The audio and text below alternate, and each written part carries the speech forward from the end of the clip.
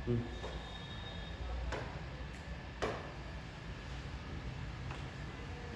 Hello बच्चों, आप लोग कैसे हो? बढ़िया हो? तो हम शुरू करते हैं यूपीएसआई प्रैक्टिस सेट नंबर 3। हमारा प्रैक्टिस सेट 1 हो गया है, प्रैक्टिस सेट 2 हो गया है। आज हम शुरू कर रहे हैं प्रैक्टिस सेट नंबर 3।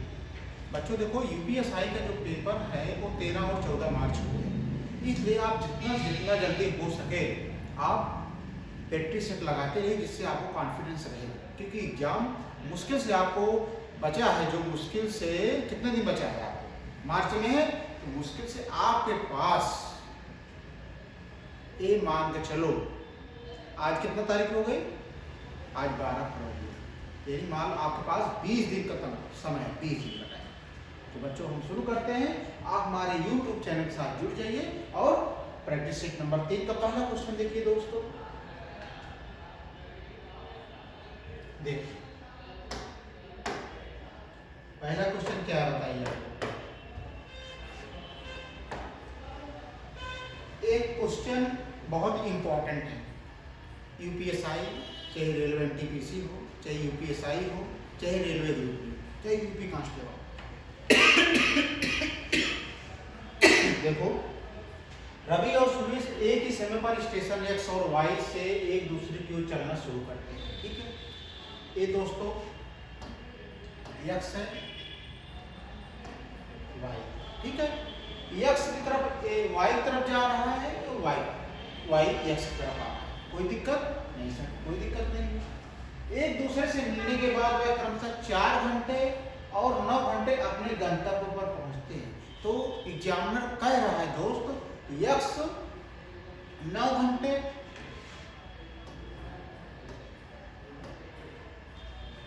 ठीक है, और वाई उधर चलता है अपने गंतव्य 4 घंटे पहुंचता है। ठीक है, अगर वह सुबह 10 बजे आप चलना शुरू करते हैं, वह सुबह 10 बजे से चलना शुरू करते हैं,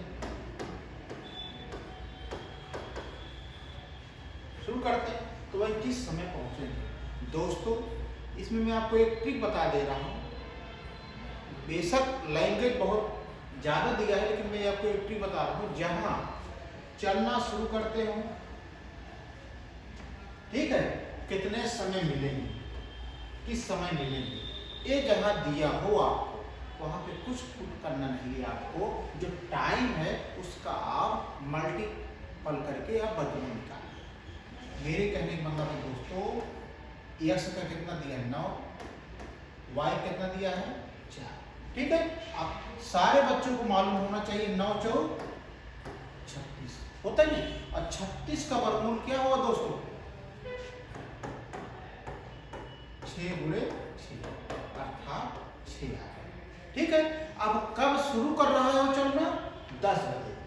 10 बजे अब प्लस इसमें 6 जोड़, 10 6 16। तो मेरे दोस्त आप रेलवे के टाइम जोन से देखोगे तो 16 कितने बजता है, 4। तो दोपहर के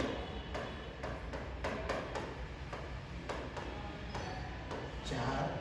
तो हमारा कौन सा आंसर सही है, option D is right answer. मेरे भाई मेरे दोस्त, आपको समझ में आ गया कि नहीं?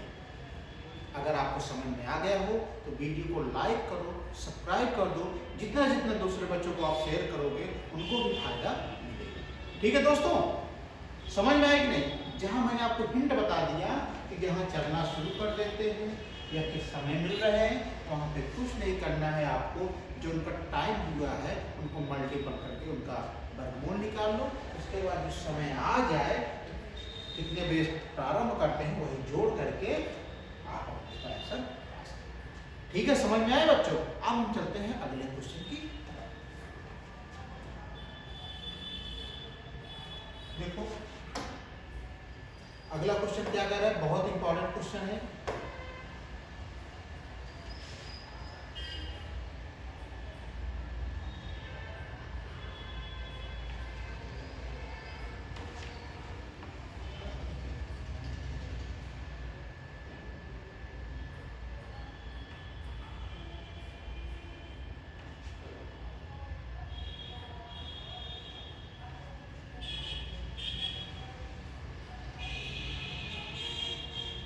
देखो क्वेश्चन नंबर 2,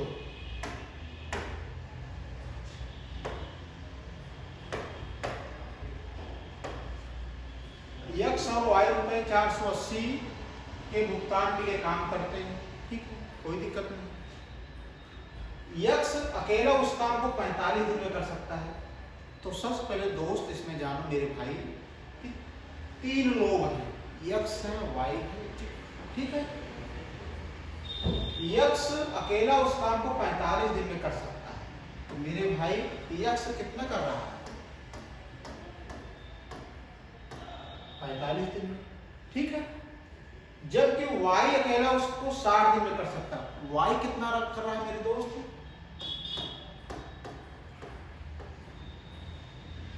60 दिन में कर रहा है। वह जेड की मदद से उस काम को 15 दिन में पूरा कर सकते हैं।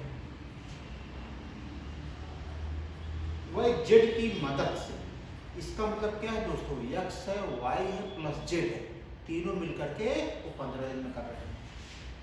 x plus Y plus Z. अब सारे बच्चे जानते हैं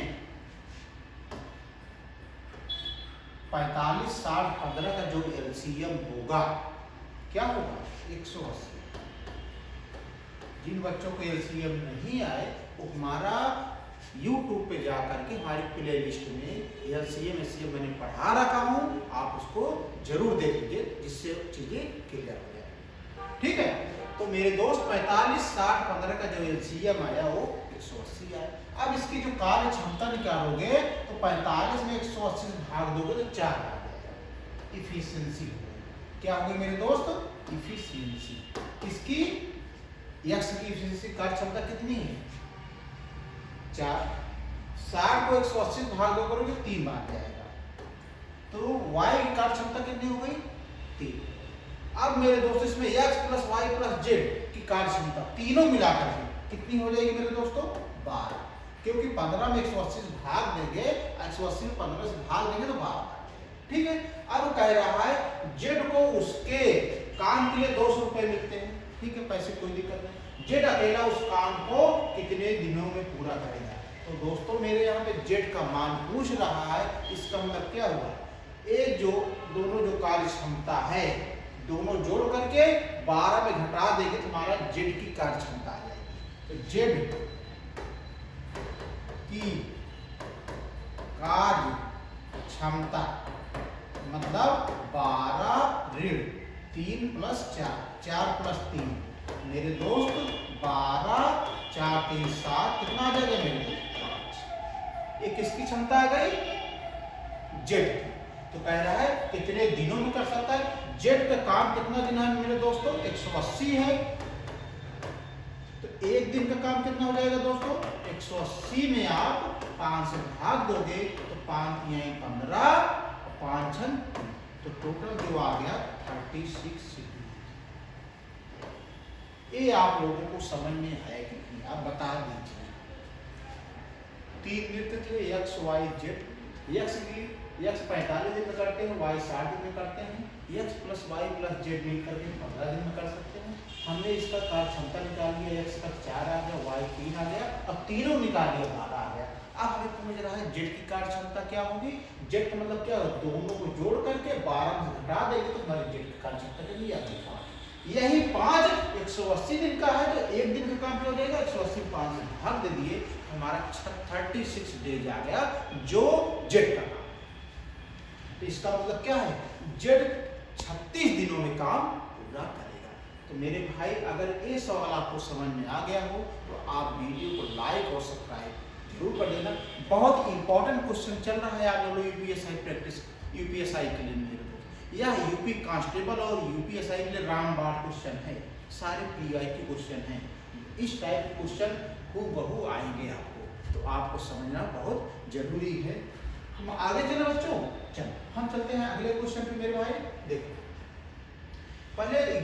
पहले ये देखो कि एग्जामिनर पूछ क्या रहा है, पूछना क्या चाह रहा है, आप उसके अकॉर्डिंग अगर आप जवाब देते हो, ये सॉल्व करते हो तो कोई भी एग्जाम कठिन नहीं होता, आप सॉल्व कर लो, ठीक है। पहले क्वेश्चन देखो, 2 लोग एक्स और वाई, ठीक है, 2 लोग हैं,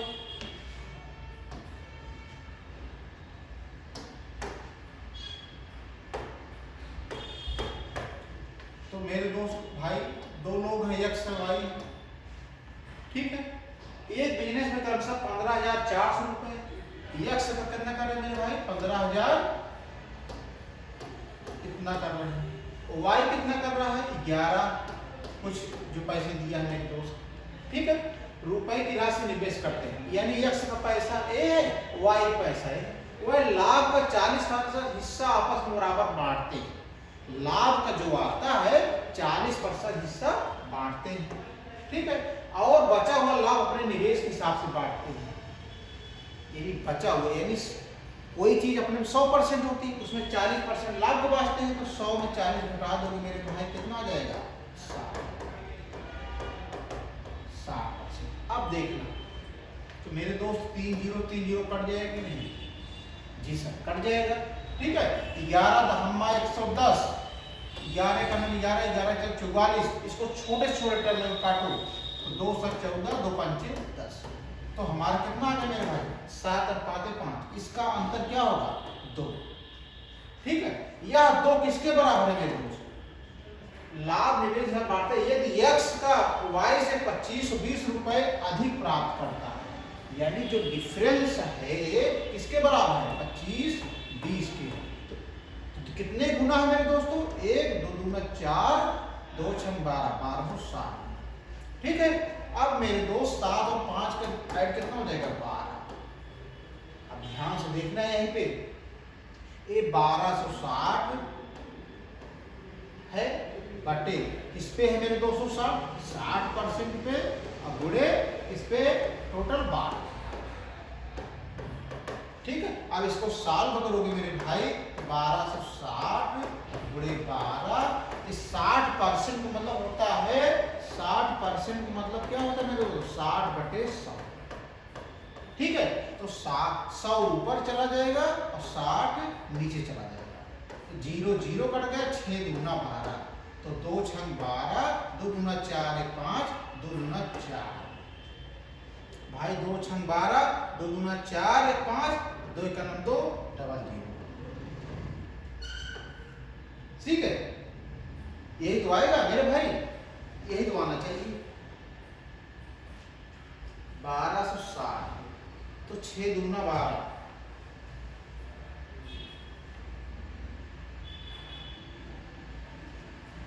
गुणा करो, 2 6 12, 2 दूना 4 5, 2 1 2, 25,200। यही माना है। समझ में आया कि नहीं? आप लोग बताओ, समझ में आ गया कि नहीं समझ ना? मैं समझ। मेरे दोस्त 2 दोस्त हैं, एक्स और वाई, इनका अमाउंट ए है, वाई का अमाउंट ए है। मैंने इसको अनुपात बनाया, जो आया 7 और 5 आया। इनका जो डिफरेंस आया है 7 और 5 का डिफरेंस 2, ये 2 किसके बराबर है? कह रहा है एक्स वाई से 2500 रुपए अधिक है, यदि ये डिफरेंस, यानी 2 डिफरेंस बराबर कितना है? 2520 के। तो एक इसका कितने गुना है? 1260। इसी 1260 को खेला है, 1260 अब कितने पे है? कितने हिस्सा लाभ कमाते हैं? 100 में 40 घट जाएगा, 60 बटे 60%।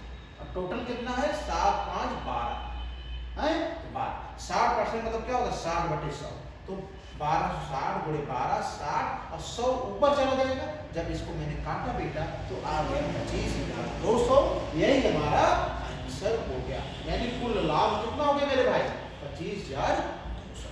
ये बहुत ही इंपॉर्टेंट क्वेश्चन था बच्चों, इस टाइप के सवाल बहुत आएंगे, तो आप लोग अब समझ गए होंगे तो आप लगा दोगे। ठीक है, आगे चले दोस्त, चलो देखो ये वाला क्वेश्चन।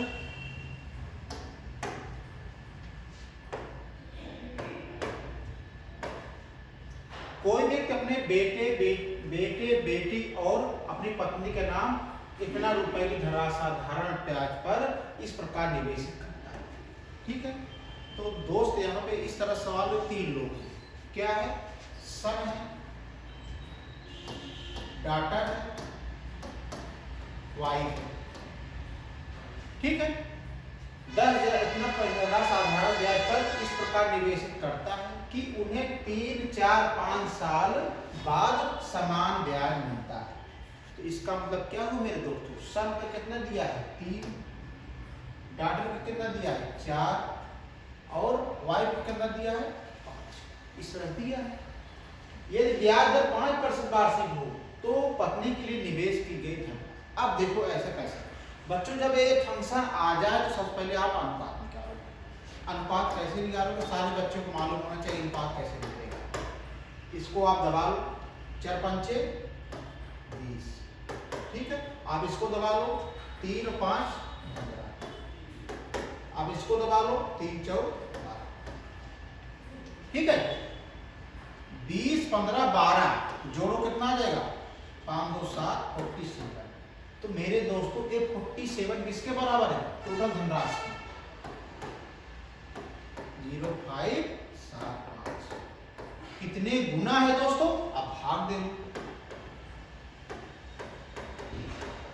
47 से। 2 बार जाएगा, 2 से 14, 2 चौका 8 कितना, 5 में 4 गए 1, 10 में 9 गए 1 7। 2 बार जाएगा, 2 से 94, 7 में 4 गए 3, 11 में 9 गए 2। कई बार जाएगा, 5, यानी 2250। 2250 गुना है मेरे दोस्त, ठीक है। तो कह रहा है इससे कोई मतलब नहीं आ रहा। तो पत्नी के लिए निवेश की गई धनराशि, तो मेरे दोस्त पत्नी का अनुपात कितना दिया है, 12 दिया है। तो y का 2250 गुणे 12, 0 12 पंचे 60, 12 दूनी 24 36, 12 दूनी 24 30 27। हमारा आंसर आ गया कितना, 27,000 रुपए पत्नी का। तो मेरे दोस्त आपको समझ में आया कि नहीं, बस मैं आपको समझा रहा हूँ। यहाँ पे वही सन डॉटर वाइफ 3 लोग है, उनका अनुपात 3 4 5 का है। तो इनका आप अनुपात कैसे निकालोगे, इसको जब जोड़ोगे तो 1 इसके बराबर है, टोटल पैसे कितने गुना है, 2250। 2250 हमारा आ गया एक फंक्शन। तो हमें क्या है, पत्नी भाग, तो पत्नी भाग कितना था 12, तो 12 से मैंने गुणा कर दिया। अगर पूछ लिया होता है यहीं पे कि बेटे का कितना हुआ है, तो इससे गुणा करते 20 से, 20 2250 से गुणा। पूछ लिया होता पुत्री कितना है, तो आप 15 से इसमें गुणा करेंगे। अब देखो दोस्तों, अब यहाँ पे शॉर्ट ट्रिक भी आप लगा सकते हो ऑप्शन से। शॉर्ट ट्रिक देखो, कहीं कहीं बच्चों शॉर्ट ट्रिक भी लगाना चाहिए, मालूम हो सकता है काम आ जाए आपके लिए, तो फायदा हो जाए। शॉर्ट ट्रिक ले क्या करते हैं, शॉर्ट ट्रिक लिए करेंगे मेरे भाई। 3 फंक्शन इसमें दिया है, 3 लोगों के नाम नहीं, 1 2 3। तो हम 3 को ऐसे भाग देंगे, ऑप्शन से देखेंगे तो 2500 नहीं कटेगा, ठीक है। तो ए नहीं हो सकता सवाल। बी 3 से भाग देंगे, नहीं कटेगा। 3 अब लोगों कुछ मूर्खों को ये नहीं समझ आ रहा, सर कह रहे हैं 3 से क्यों भाग दे, मेरे भाई 3 टर्म है, 3 लोग हैं, इसलिए 3 से मैं भाग दे रहा हूं। तो मेरे दोस्त जब मैंने 3 से भाग दिया तो बी और सी नहीं कट रहा है, हम आके फंस गए ए और सी, क्योंकि 3 9 27 ए भी कट जाएगा और बी वाला। कम से कम हमें शॉर्ट ट्रिक लगाने से 2 ऑप्शन तो हट गए। अब हमें पहचान करना था डी और ए में कौन सा आंसर है, तो हमने बेसिक फार्मूले से लगा लिया, हमारा आंसर क्या है, option A is right answer. ठीक है, आगे चलें। जी सर आप बिल्कुल चलिए आगे। तो मेरे दोस्त अब मैं आगे चलता हूं, अगले प्रश्न पे देखते हैं क्या होता है। देख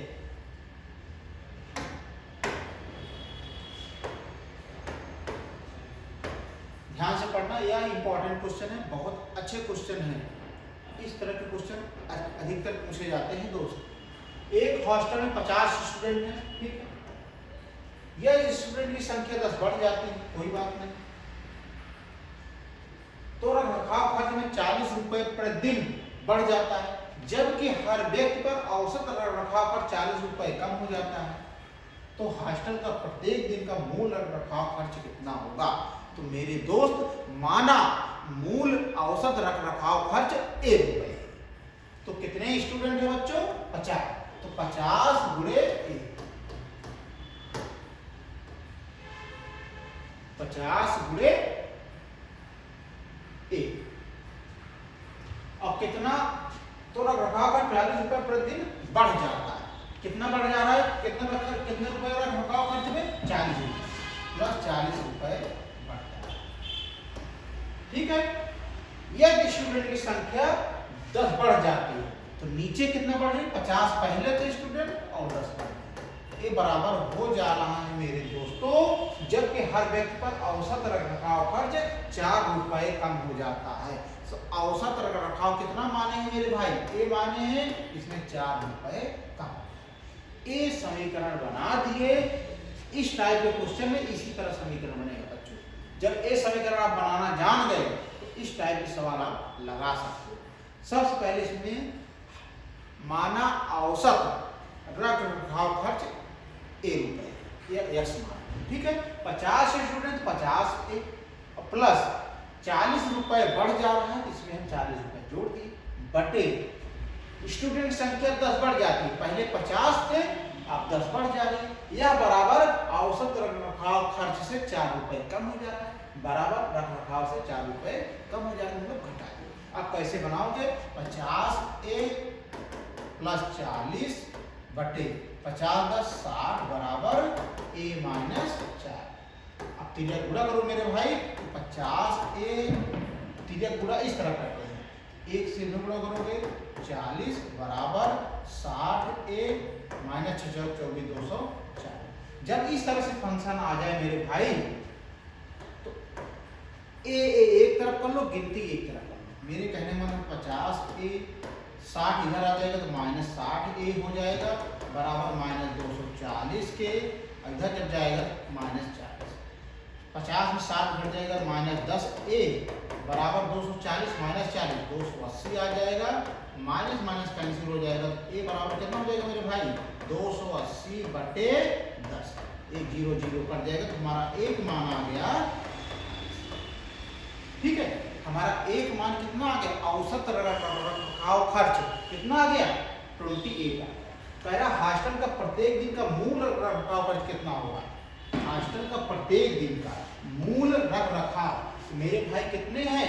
50 तो 50 स्टूडेंट है, रखरखाव खर्च कितना है? 28। तो गुणा कर दोगे 0 5 8 40 5 दूनी 10 4 14। तो जो हमारा आंसर आ गया मेरे भाई 1400 रुपए आया। कितने पे? 50 स्टूडेंट थे। आप बच्चों ए वाला अगर इक्वेशन आप बनाना जान गए तो आप सवाल को सॉल्व कर लोगे, कोई दिक्कत नहीं आएगी। मेन यही टॉपिक है बच्चों। इस तरह से क्वेश्चन अगर आ जाए तो सोल्यूशन इस तरह से बहुत इंपॉर्टेंट है, यूपी कांस्टेबल यूपीएसआई के लिए स्पेशल इंपॉर्टेंट है, ठीक है। आगे बढ़े जी सर, आप आगे बढ़िए, मेरे समझ में आ गया, ठीक है दोस्तों। आप लोग को लाइक करते रहिएगा, लाइक करना आपका काम है, अच्छे से अच्छे कंटेंट देना मेरा। चलो अगले प्रश्न पे आते हैं, क्या कह रहा है? रीना ने 2 सेब और 5 आम 239 रुपए में खरीदे। सबसे पहले लहंगे के अनुसार आप क्वेश्चन बनाओ, बहुत आसानी से साथ, इसमें ना कोई ट्रिक लगेगा ना कोई मैजिक लगेगा। जैसे जैसे एग्जामिनर क्वेश्चन पूछ रहा है उसके अकॉर्डिंग आप जवाब दो। रीना ने 2 सेब, ठीक है, 2 सेब और मतलब होता है प्लस 5 आम, कितने खरीद रहा है? 239। इसको इक्वेशन देना, ठीक है। जब एक सेब की कीमत 50 रुपए कम हो जाती है मेरे भाई, एक सेब की कीमत कितनी? 50 रुपए कम हो जा रही है। एक सेब है, इसकी कीमत आधी हो जा रही है, ठीक है, और आम की कीमत वही रहती है, यानी सेब की कीमत आधी हो जा रही है, आम की कीमत में कोई चेंज नहीं हो रहा है। तो 2 सेब और 4 आम की कीमत 184 रुपए है। तो मेरे भाई समझना, यहाँ पे सेब की कीमत आधी हो जा रही है, सेब है, सेब की कीमत आधी हो जा रही है, कितने सेब पे? 2 पे, ठीक है। तो यस 50% मतलब आधी, मतलब क्या? आधी मतलब क्या होता है? 2 और गुणे 2, 2 करके यानी 1 सेब बचा। एक सेब लिखा नहीं आता, लेकिन 1 सेब बचा। तो मेरे भाई यहाँ पे 1 सेब हो जा रहा है और प्लस 4 आम। 4 आम में कोई कीमत नहीं, समान है, कि कह रहा है एक सेब की कीमत 50% कम हो जाती है और आम की कीमत वही रहती है, आम की कीमत में कोई चेंज नहीं रहता। क्या लिखा जाएगा? 4 आम। ये किसके बराबर है मेरे भाई? 184 के 2 मान, ठीक है। इसको सॉल्व करो। अब क्लास 6 से पढ़ते आए हो कि समीकरण 2 अगर मिल जाए तो कैसे सॉल्व किया जाता है। इसको घटा दो, एक सेब में 2 सेब घट जाए, 2 सेब में 1 सेब घट जाएगा, क्या बचेगा? 1 सेब। 4 आम 5 आम 4 आम घट जाएगा, क्या बचेगा? 1 आम बराबर 55। ठीक है, यह दाम किसका आ गया? 1 सेब और 1 आम का दाम 55 आ गया। तो पूछ रहा है मेरे भाई 8 सेब और 8 आम। तो मेरे भाई 8 सेब और 8 आम का दाम कितना होगा मेरे भाई? 8 गुणे 55, 8 पंचे 40, 8 पंचे 40, 4 14। तो मेरे भाई 440 रुपए होगा 8 सेब और 8 आम का दाम। बच्चों मैं समझ रहा हूँ आपको कहाँ दिक्कत नहीं होगी, दिक्कत यहाँ आई होगी। मेरे भाई पहला समीकरण तो आप बनाना जानते हैं। दूसरे समीकरण क्या कह रहा है? जब एक सेब की कीमत 50% कम हो जाती, मतलब आधी हो जा रही है, पहले सेब था उसकी कीमत आधी हो जा रही है, तो 2 सेब, तो 2 सेब मतलब 2 से गुणा कर दोगे तो 2 से 2 कर देगा, तो 1 सेब ही बचेगा। प्लस और 4 आम में कोई परिवर्तन नहीं हो रहा है, इसका मतलब क्या हो लिखा जाएगा? 4 आम लिखा जाएगा। यह कीमत किसके बराबर है? 184 की। ऐसे समीकरण 2 बनाया हूं। जब हमारा 2 समीकरण बन गया, मैंने सॉल्व भी किया, तो 1 सेब प्लस 1 आम की कीमत 55 रुपए हो गई। तो पूछ रहा है कि 8 सेब और 8 आम की कीमत कितनी होगी? जब 1 सेब की कीमत 55 रुपए, तो 8 सेब की कीमत कितनी होगी? 8 गुणे 55 यानी 440। ये समझ में आया कि नहीं आप लोगों? जी सर बिल्कुल समझ में आ गया। आप आगे बढ़िए। तो हम दोस्तों आगे बढ़ रहे हैं। अगर आपको कोई समस्या आती है तो आप हमारे YouTube चैनल के थ्रू आप पूछ सकते हैं, मैं पूरा सलूशन बता करके आपको बताऊंगा। ठीक है, यह यूपीएसआई के लिए बहुत इंपॉर्टेंट चैप्टर चल रहे हैं, आप लोग ध्यान रखिएगा, क्योंकि 13 या 14 मार्च को शायद पेपर है यूपीएसआई के लिए। ठीक है, आगे बढ़े। जी सर आप आगे बढ़िए। ठीक है, हम बढ़ते हैं आगे। देखो क्या है, एक्स वाई जेड एक व्यापार में साझेदार है। ठीक है, वह लाभ या हानि को 5, 7, 8 के अनुपात में बांटते हैं। तो मेरे भाई 4 मित्र हैं, एक्स है, वाई है, जेड है, इनका अनुपात कितना दिया है? 5, 7। कोई दिक्कत नहीं सर? दिक्कत नहीं। अगर जेड अपना हिस्सा लेने से मना कर देता है, भाई साहब जेड अपना हिस्सा नहीं लेगा, ठीक है, तथा एक्स और वाई जेड का हिस्सा 1:3 के अनुपात में बांटने को राजी हो जाते हैं। अब x और y हैं, जो x और जो y है, इनका अनुपात 1 और 3 को बांटना राजी हो जाते हैं। किस पे? 8। ठीक है, तो मेरे भाई 3 1 कितना हो जाएगा? 4। 3 1 कितना हो जाएगा? 4। 4 किसके बराबर है? 8 के। कितने गुना है? 2 गुना। ठीक है, तो 2 में गुणा करोगे 2 आ जाएगा, और 2 से इसमें गुणा करोगे 6 आ जाएगा। इसका मतलब क्या हुआ? x का अनुपात जब दोबारा हुआ स्टार्ट, तो इनको 2 हिस्सा मिला, इनको 6 हिस्सा मिला। अब जोड़ो, 5 2 7 और 7 6 13। ठीक है, तो 13 7 कितना हो गया मेरे भाई? 20। ये 20 किसके बराबर है? अनुपात में बांटने को राजी हो जाते हैं तो 2000 रुपए कुल लाभ में, यानी लाभ कितना हुआ? तो 2000, यानी ये 20 किसके बराबर है? 2000 के। तो कितने गुना?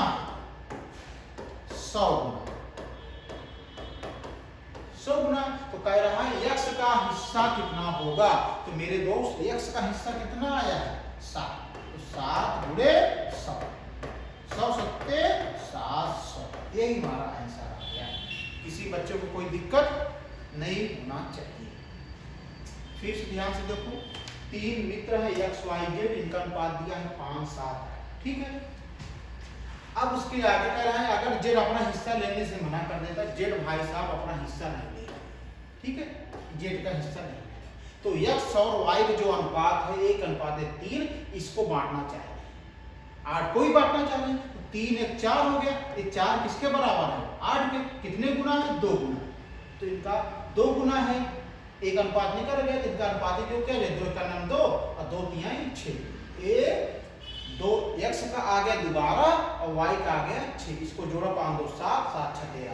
ये 13 7 20 जब बना तो लाभ कितना हो रहा है? x और y में 2000 का। कितने गुना? 100 गुना।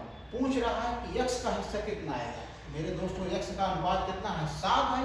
7 गुणे 100, हमारा आंसर आ गया 700। ठीक है, समझ में आ गया? मेरे भाई अगर आपको ना समझ में आया तो हमारे कमेंट बॉक्स में आप जरूर कमेंट करिएगा। ठीक है, आगे चले, क्वेश्चन नंबर हम आते हैं अगले प्रश्न की तरफ। देखो मेरे दोस्त, ये क्या कह रहा है, 7 सेंटीमीटर मापन की भुजा के घन। पहली बात तो आप लोग घन बनाओ, ठीक। घन की प्रत्येक भुजा बराबर होती है, 7 सेंटीमीटर है, ये 7 सेंटीमीटर, ठीक है। भुजा के घन के आधार पर, ये हमारा आधार है, पर एक शंक बनाया जाता। तो दोस्तों शंक तो ऐसे बनेगा बेटा, ऐसे, इसी के आधार पर शंक बन गया, ठीक है। तो ये इतनी दूरी 7 सेंटीमीटर है, व्यास होगा, तो इसकी त्रिज्या क्या होगी? व्यास का फार्मूला सारे बच्चों को मैंने बताया था, 2r बराबर करना दिया है 7 के, तो r बराबर क्या हो जाएगा 7, और 2 कहाँ चला जाएगा नीचे, एक r, जो त्रिज्या आ गई कितना आ गई 7/2 आ गई। तो कह रहा है घन और शंक के आयतनों का अनुपात। बच्चों जब दो चीजों का अनुपात पूछे तो बटे सही होना चाहिए। मतलब क्या है, घन का आयतन बटे शंक का आयतन। अब आपको घन का आयतन मालूम होना चाहिए, शंक का आयतन का फार्मूला मालूम होना चाहिए। इसका आयतन का फार्मूला होता है a क्यूब, चाहे a क्यूब कहो चाहे r क्यूब कहो। एक भुजा है, भुजा r बराबर 7 दिया, एक इसका फार्मूला है 1/3 पाई r स्क्वायर h, ठीक है। एक मान क्या रखोगे 7/2 का घात 3, 1/3, पाई का मान क्या, सब बच्चों को मालूम होना चाहिए 22/7, r का मतलब क्या हुआ a हुआ 7/2, स्क्वायर है 7/2, और h का मान कितना है दोस्तों, a देखो, जब a भुजा गई यहाँ तक 7 है तो ये क्या हो जाएगी 7 की होगी, एक 7 से 7 कैंसिल हो गया। अब देखो 7/2 को क्या लिख सकते हो, 7/2 गुणे 7/2 गुणे 7/2, भाई 3 बार है तो 7/2 को 3 बार लिख दिया। अब क्या क्या ऊपर जाएगा, अब क्या बचा है मेरे भाई यहाँ पे 1/3 गुणे, काटो 2 ग्राम में 11 गुणे 7 गुणे 7 बटे क्या हो जाएगा 2, ठीक है। अब देखो ए यहाँ पे जाएगा और ए यहाँ पे जाएंगे, तो हो जाएगा 7 गुणे 7 गुणे 7 गुणे क्या बचेगा 3 गुणे 2, नीचे क्या हो जाएगा दोस्तों 2 गुणे 2 गुणे 2 गुणे 11 गुणे 7, यही, ठीक है। एक 7 से 7 कैंसिल हो जाएगा मेरे भाई यहाँ पे, और 2 से 2 कैंसिल हो जाएगा, क्या बचेगा 49, 49 में 3 से गुणा करो, 3 9 27, 3 4 12 2 14 बटे 2 गुना 4 11 4 14, ठीक है। अब काटो इसको, 3 4 12 3 9 27,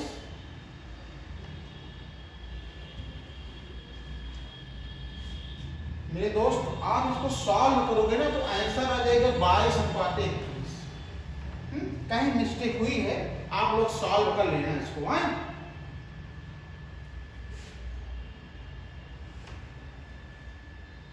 कर लोगे कि नहीं सॉल्व, कुछ नहीं करना है मेरे भाई। घन का आयतन बटे शंकु का आयतन होता है फार्मूला, शंकु का आयतन घन का आयतन होता है r³ मतलब भुजा का क्यूब, a³ बटे 1/3 पाई r स्क्वायर। हमने इसका मान रख दिया, इसका मान रखा क्या भुजा, एक मिनट यहाँ पे गलती हुई है मेरे दोस्तों, क्या गलती हुई है, a³ भुजा, भुजा हमारा क्या है यहाँ पे 7 होना चाहिए, तो यहाँ पे मेरे भाई 7³ होना चाहिए, ठीक है। अब इसके बाद मान रख देना, हमारा आंसर आ जाएगा 22/21, ठीक है। तो आपको मेन चीज इसमें क्या करना था, घन का आयतन बटे शंकु का आयतन, इसका मान रख करके आप जब सॉल्व करोगे तो आ जाएगा 22/21, यही हमारा आंसर रहेगा। बच्चों ये इंपॉर्टेंट क्वेश्चन है, ये पूछे जाते हैं बहुत सारे एग्जाम में, UPSI, UP constable, railway group D, इस समय बहुत क्वेश्चन पूछे जाएंगे, ठीक है। तो बच्चों अगर आज का वीडियो आपको पसंद आया हो चीज़ें समझ में आ रही हैं तो आप वीडियो को लाइक और सब्सक्राइब कर देना। कल हम मिलते हैं एक अच्छे सेशन के साथ प्रैक्टिस नंबर से 4 पे। ठीक है, तब तक आप प्रैक्टिस करते रहिए, रिवाइज करते रहिए। ठीक है।